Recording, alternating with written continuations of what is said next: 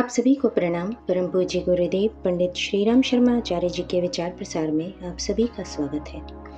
परम पूज्य गुरुदेव की आत्मकथा हमारी वसीयत और विरासत के अध्याय 21 इन दिनों हम यह करने में जुट रहे हैं का भाग 2, मनीषी के रूप में हमारी प्रत्यक्ष भूमिका।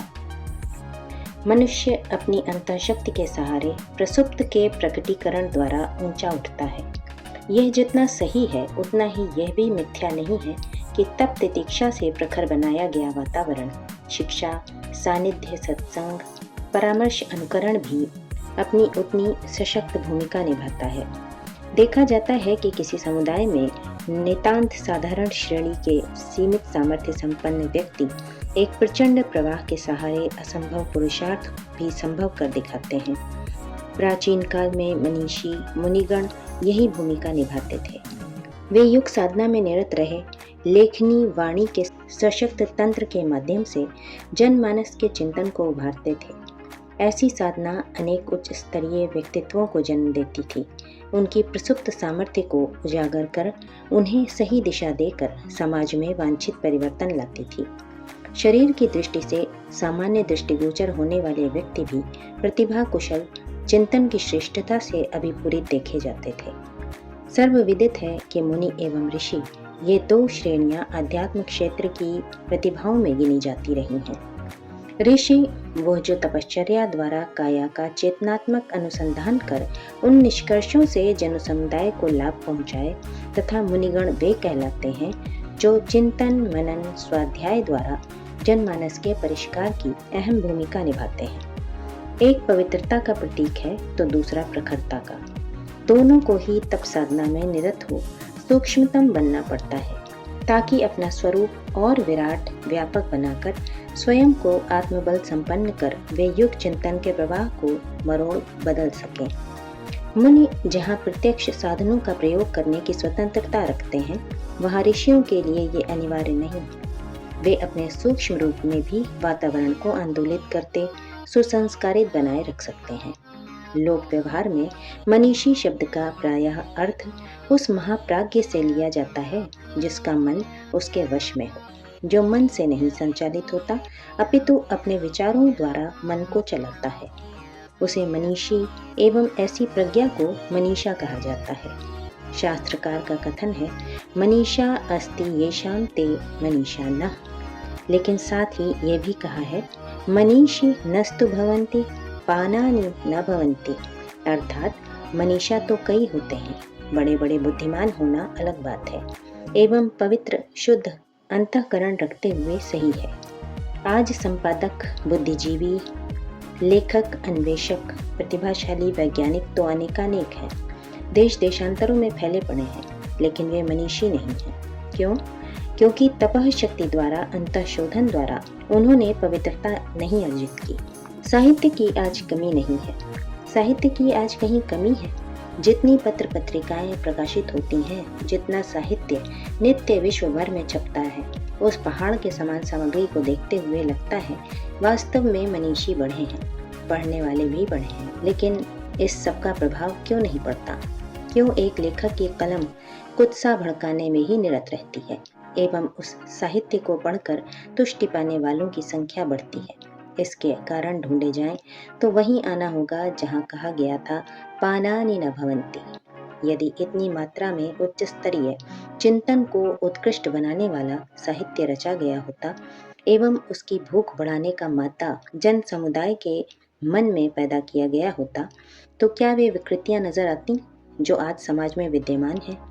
दैनंदिन जीवन की समस्याओं का समाधान यदि संभव है तो वह युग मनीषा के हाथों ही होगा। जैसा कि हम पूर्व में भी कह चुके हैं कि नवयुग आएगा तो विचार शोधन द्वारा ही।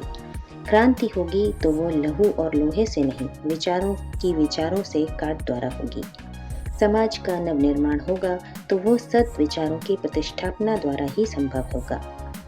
अभी तक जितनी मलिनता समाज में प्रविष्ट हुई है, वह बुद्धिमानों के माध्यम से ही हुई है। द्वेष, कलह, नस्लवाद, व्यापक नरसंहार जैसे कार्यों में बुद्धिमानों ने ही अग्रणी भूमिका निभाई है। यदि वे सन्मार्गगामी होते, उनके अंतःकरण पवित्र होते, तब ऊर्जा का संबल उन्हें मिला होता तो उन्होंने विधेयात्मक विज्ञान प्रवाह को जन्म दिया होता, सत साहित्य रचा होता, ऐसे आंदोलन चलाए होते। हिटलर ने जब नीत्शे से सुपरमैन रूपी अधिनायक को अपने में साकार करने की इच्छा की तो सर्वप्रथम सारे राष्ट्र के विचार प्रवाह को उस दिशा में मोड़ा। अध्यापक वैज्ञानिक वर्ग नाजीवाद का कट्टर समर्थक बना तो उसकी उस निषेधात्मक विचार साधना द्वारा जो उसने मेन कैंप के रूप में आरोपित की। बाद में सारे राष्ट्र के पाठ्यक्रम एवं अखबारों की धारा का रुख उसने उस दिशा में मोड़ दिया जैसा कि वो चाहता था। जर्मन राष्ट्र नस्लवाद के अहम में सर्वश्रेष्ठ जाति का प्रतीक होने के गर्वोन्माद में उन्मत्त हो व्यापक नरसंहार कर स्वयं ध्वस्त हो गया। ये भी मनीषा के एक मोड़ की परिणति है, ऐसे मोड़ की जो सही दिशा में होता तो ऐसे समर्थ संपन्न राष्ट्र को कहां से कहां ले जाता। कार्ल मार्क्स ने सारे अभावों में जीवन जीते हुए अर्थशास्त्र रूपी ऐसे दर्शन को जन्म दिया जिसने समाज में क्रांति ला दी। पूंजीवादी किले ढहते चले गए एवं साम्राज्यवाद 2/3 धरती से समाप्त हो गया। दास कैपिटल रूपी इस रचना ने एक नवयुग का शुभारंभ किया जिसमें श्रमिकों को अपने अधिकार मिले एवं पूंजी के समान वितरण का यह अध्याय खुला जिसमें करोड़ों व्यक्तियों को सुख चैन की स्वावलंबन प्रधान जिंदगी जी सकने की स्वतंत्रता मिली। रूसों ने जिस प्रजातंत्र की नींव डाली थी, उपनिवेशवाद एवं साम्राज्यवाद के पक्षधर शोषकों की रीति नीति ही उसकी प्रेरणा स्रोत होगी। मताधिकार की स्वतंत्रता बहुमत के आधार पर प्रतिनिधित्व का दर्शन विकसित न हुआ होता यदि रूसों की विचारधारा ने व्यापक प्रभाव जन समुदाय पर न डाला होता तो जिसकी लाठी उसकी भैंस की नीति ही सब जगह चलती, कोई विरोध तक न कर पाता। जागीरदारों एवं उत्तराधिकार के आधार पर राजा बनने वाले अनगणों का ही वर्चस्व होता है। इसे एक प्रकार की मनीषा प्रेरित क्रांति कहना चाहिए कि देखते देखते उपनिवेश समाप्त हो गए, शोषक वर्ग का सफाया हो गया। इसी संदर्भ में हम कितनी ही बार लिंकन एवं लूथर किंग के साथ साथ उस महिला हैरियट स्टो का उल्लेख करते रहे हैं जिसकी कलम ने कालों को गुलामी के चंगुल से मुक्त कराया। प्रत्यक्षतः यह युग की मनीषा की भूमिका है। बुद्ध की विवेक एवं नीतिमत्ता पर आधारित विचार क्रांति एवं गांधी, पटेल, नेहरू द्वारा पैदा की गई स्वातंत्र्य आंदोलन की आंधी उस परोक्ष मनीषा की प्रतीक है जिसने अपने समय में ऐसा प्रचंड प्रवाह उत्पन्न किया कि युग बदलता चला गया। उन्होंने कोई विचारोत्तेजक साहित्य रचा हो यह भी नहीं। फिर यह सब कैसे संभव हुआ? यह तभी हो पाया जब उन्होंने मुनि स्तर की भूमिका निभाई, स्वयं को तपाया, विचारों में शक्ति पैदा की एवं उससे वातावरण को प्रभावित किया। परिस्थितियां आज भी विषम हैं। वैभव और विनाश के झूले में झूल रही मानव जाति को उबारने के लिए आस्थाओं के मर्म स्थल तक पहुंचना होगा और मानवीय गरिमा को उभारने दूरदर्शी विवेकशीलता को जगाने वाला प्रचंड पुरुषार्थ करना होगा। साधन इस कार्य में कोई योगदान दे सकते हैं, यह सोचना भ्रांतिपूर्ण है। दुर्बल आस्था अंतराल को तत्वदर्शन और साधना प्रयोग के उर्वरक की आवश्यकता है। आध्यात्मवेत्ता इस मरुस्थल की देखभाल करने की जिम्मेदारी अपने ऊपर लेते व समय समय पर संव्याप्त भ्रांतियों से मानवता को उबारते हैं। अध्यात्म की शक्ति विज्ञान से भी बड़ी है। अध्यात्म ही व्यक्ति के अंतराल में विकृतियों के माहौल से लड़ सकने, निरस्त कर पाने वाले सक्षम तत्वों की प्रतिष्ठापना कर पाता है। हमने व्यक्तित्वों में पवित्रता व प्रखरता का समावेश करने के लिए मनीषा को ही अपना माध्यम बनाया एवं उज्ज्वल भविष्य का सपना देखा है।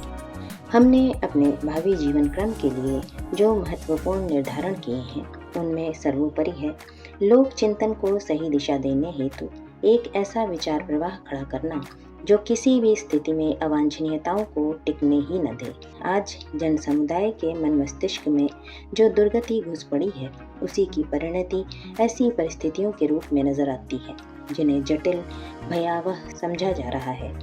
ऐसे वातावरण को बदलने के लिए व्यास की तरह, बुद्ध, गांधी, कार्ल मार्क्स की तरह, मार्टिन लूथर किंग, अरविंद, महर्षि रमण की तरह भूमिका निभाने वाले मुनि व ऋषि के युग्म की आवश्यकता है जो प्रत्यक्ष एवं परोक्ष प्रयासों द्वारा विचार क्रांति का प्रयोजन पूरा कर सकें। यह पुरुषार्थ अंतः क्षेत्र की प्रचंड तप साधना द्वारा ही संभव हो सकता है। इसका प्रत्यक्ष रूप युग मनीषा का हो सकता है, जो अपनी शक्ति द्वारा उत्कृष्ट स्तर का साहित्य रच सके एवं जिसे युगांतरकारी कहा जा सकता है। अखंड ज्योति के माध्यम से जो संकल्प हमने आज से 47 वर्ष पूर्व लिया था, उसे अनवरत निभाते रहने का हमारा नैतिक दायित्व है। योग ऋषि की भूमिका अपने परोक्ष रूप में निभाते हुए उन अनुसंधानों की पृष्ठभूमि बनाने का हमारा मन था, जो वैज्ञानिक आध्यात्म का प्रत्यक्ष रूप इस तर्क, तथ्य, प्रमाणों को आधार मानने वाले समुदाय के समक्ष रख सके। आज चल रहे वैज्ञानिक अनुसंधान यदि उनसे कुछ दिशा लेकर सही मार्ग पर चल सकें तो हमारा प्रयास सफल माना जाएगा।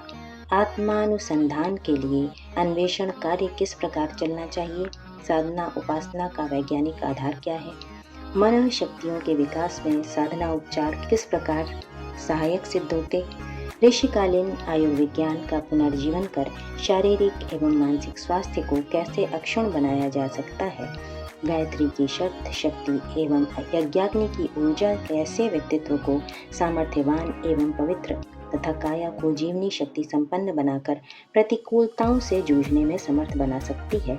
ज्योतिर्विज्ञान के चिरपुरातन प्रयोगों के माध्यम से आज के परिप्रेक्ष्य में मानव समुदाय को कैसे लाभान्वित किया जा सकता है, ऐसे अनेक पक्षों को हमने अथर्ववेदीय ऋषि परंपरा के अंतर्गत अपने शोध प्रयासों में अभिनव रूप से प्रस्तुत कर दिया है। हमने उनका शुभारंभ कर बुद्धिजीवी समुदाय को एक दिशा दी है, आधार खड़ा किया है। परोक्ष रूप में हम उसे सतत पोषण देते रहेंगे। सारे वैज्ञानिक समुदाय का चिंतन इस दिशा में चल पड़े। आत्मिकी के अनुसंधान में अपनी प्रज्ञा नियोजित कर वे स्वयं को धन्य बना सकें, ऐसा हमारा प्रयास रहेगा।